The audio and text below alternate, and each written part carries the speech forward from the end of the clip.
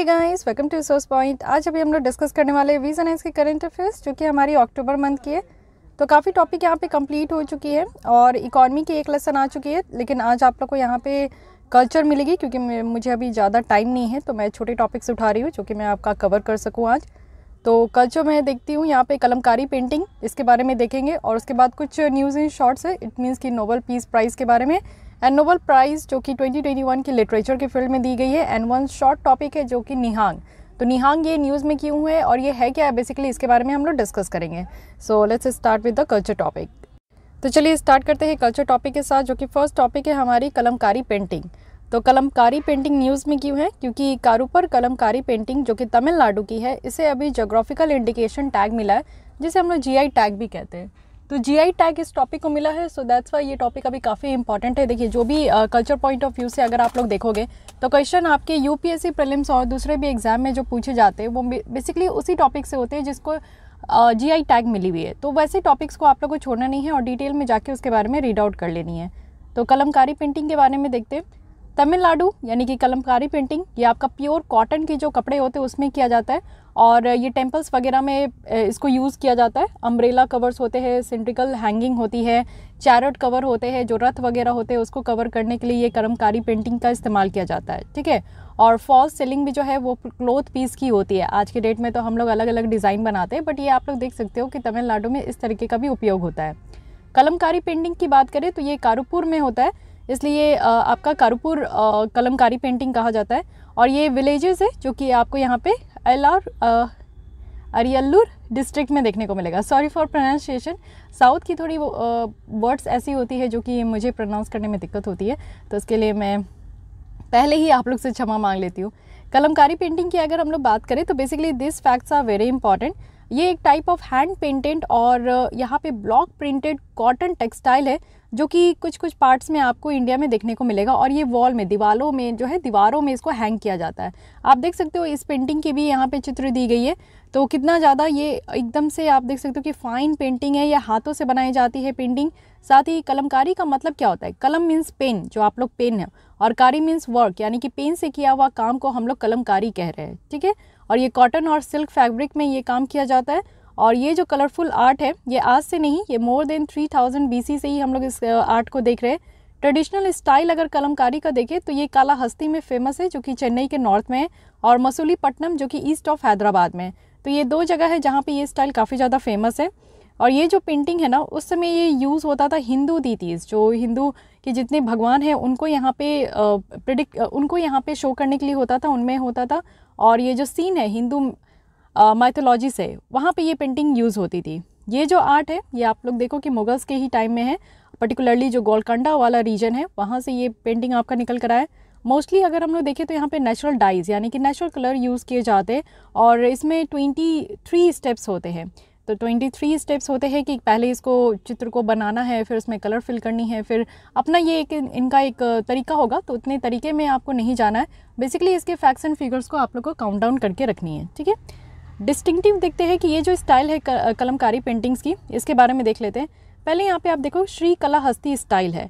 Actually ये temples वगैरह में आपको देखने को मिलेगा, जो कि हिंदू पैट्रोनेज के होते हैं। और यहाँ पे कलम और पेन ये यूज़ किया जाता है फ्री हैंड ड्राइंग, यानी कि आप लोग हाथों से ड्राइंग करते हो, और कलर्स भी यहाँ पे हाथों से ही फिल किया जाता है, फाइन।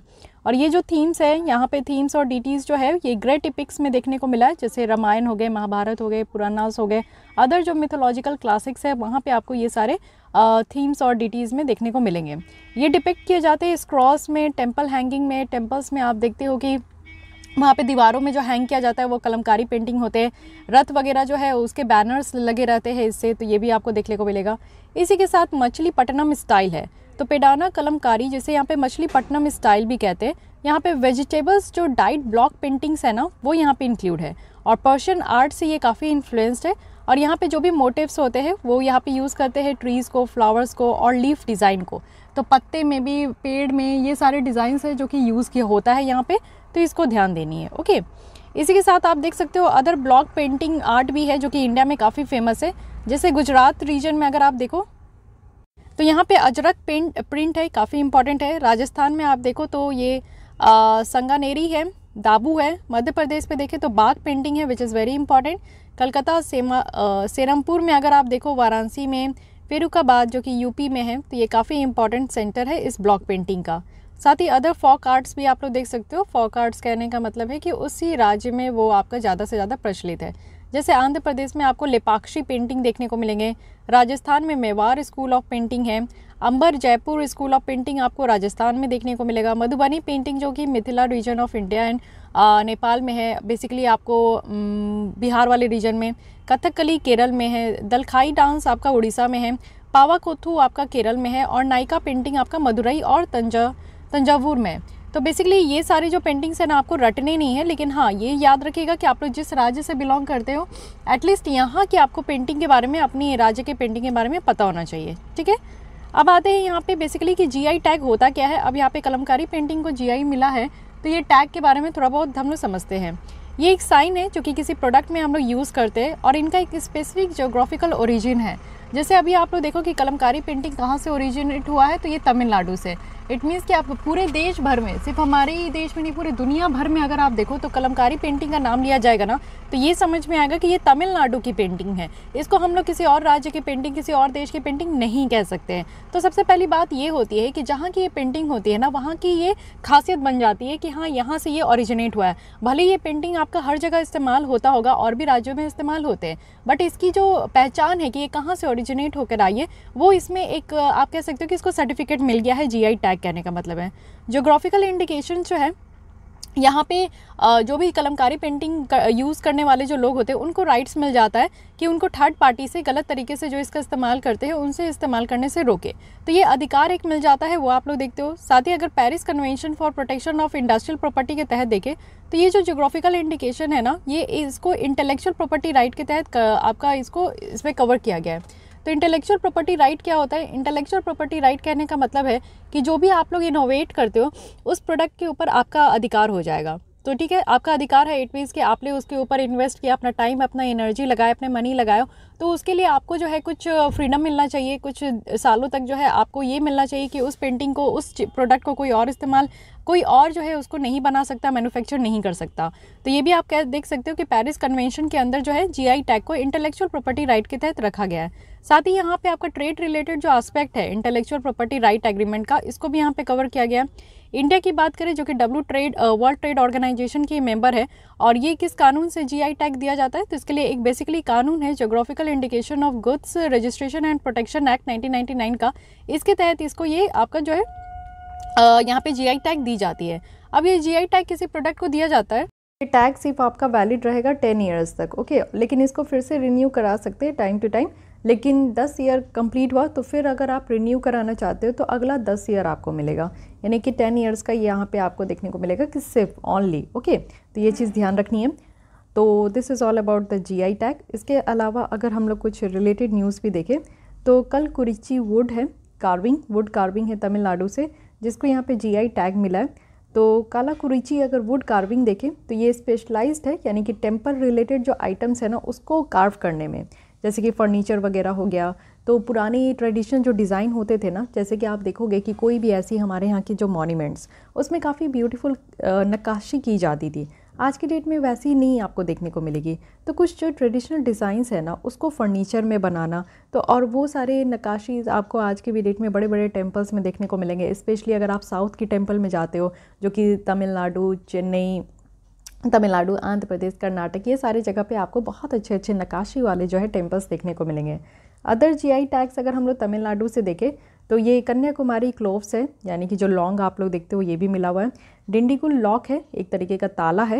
महाबलीपुरम स्टोन स्कल्पचर्स है। नीलगिरी टी है एंड विरूपाक्षी हिल बनाना है, ये एक केले है, वो भी यहाँ पे मिले। और एक तंजावुर डॉल है, तंजावुर पेंटिंग है, कोयम्बटूर वेट जिंजर है एंड कंचीपुरम सिल्क है और साड़ी है। तो इतने सारे आपको टैग्स जो है वो तमिलनाडु से देखने को मिलेंगे। तो काफ़ी है कि नहीं? अगर आप लोग तमिलनाडु से भी बिलोंग करते हो तो इसको ज़रूर याद रखना है, और वैसे भी याद रखनी है, कलमकारी पेंटिंग को तो याद रखनी है, ओके। ये पेंटिंग आप लोग देख लो, काफ़ी खूबसूरत है।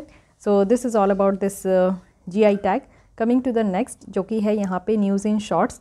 तो फर्स्ट देखेंगे कि नोबल पीस प्राइज़ 2021 की। अब ये नाम तो याद रखना थोड़ी सी डिफ़िकल्ट हो सकती है, बट अपने हिसाब से कोई निमोनिक्स बना लीजिए। जैसे कि यहाँ पे अगर मैं बात करूँ नोबेल पीस प्राइज़ है तो ये मारिया रेसा है और ये आपका दमित्री मोराटोव है। तो ये आपका MR हो गए और DM हो गए।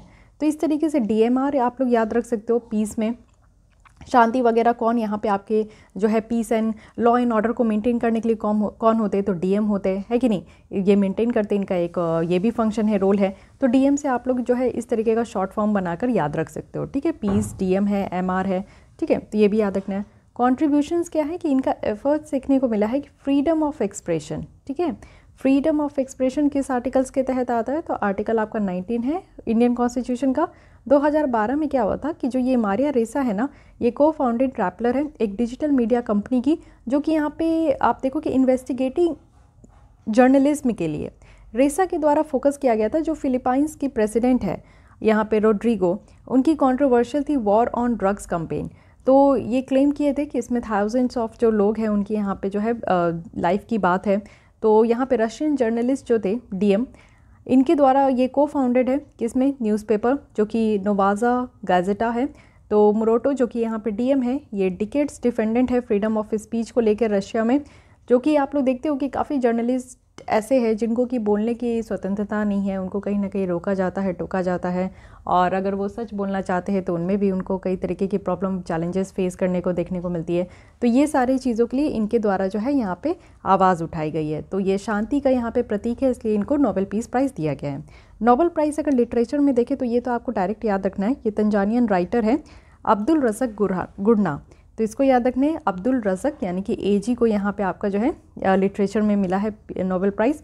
कंट्रीब्यूशन अगर देखें तो काम के लिए जो कि यहाँ पे ये बहुत ही अच्छा काम किए हैं, अनकॉम्प्रोमाइजिंग एंड कॉम्पेंसेट पेनिट्रेशंस है, इफेक्ट ऑफ कॉलोनिज्म, और जो फेथ है रिफ्यूज़ी का गल्फ में, जैसे कि कल्चर्स हो गए और साथ ही साथ कॉन्टिनेंट्स हो गए। तो इनके बीच में जो यहाँ पे आप देखो गल्फ़ है, उनमें जो यहाँ पे रिफ्यूजीज़ हैं उनके फेथ को यहाँ पे काफ़ी हद तक जो है ये रिप्रेजेंट करने का और एक्सप्लोर करने का ये काम किए। तो लिटरेचर में इतना डेप्थ में आपसे कोई नहीं पूछेगा, आपसे सिर्फ नाम पूछ सकते हैं, तो नाम याद रखिएगा।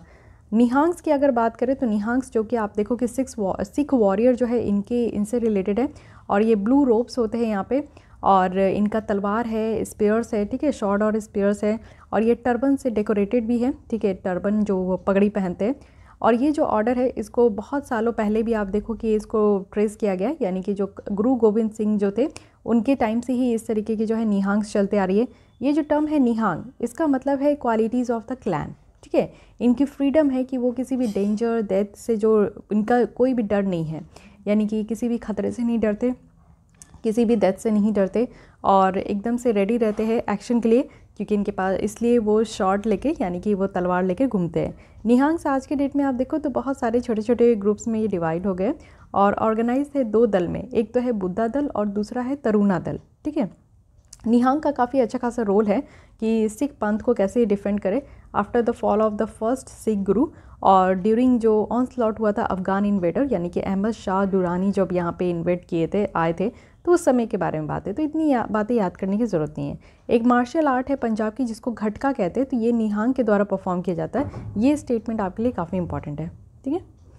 तो ये सारी कुछ बात है, फैक्ट्स है, इसमें आपको समझने के लिए कुछ नहीं है, चीज़ें याद करनी होगी। जहाँ पे याद करनी होगी वहाँ पे मैं एकदम से डायरेक्टली आपको कहती हूँ कि आप याद कर लेना।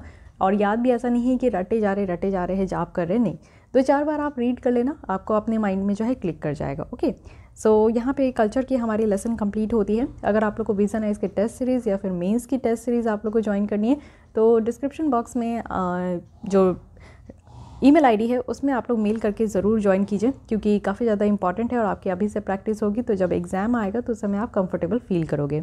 मिलते हैं हम लोग नेक्स्ट आर्टिकल के साथ, नेक्स्ट लेक्चर के साथ। आज के लिए बस इतना ही। Thank you.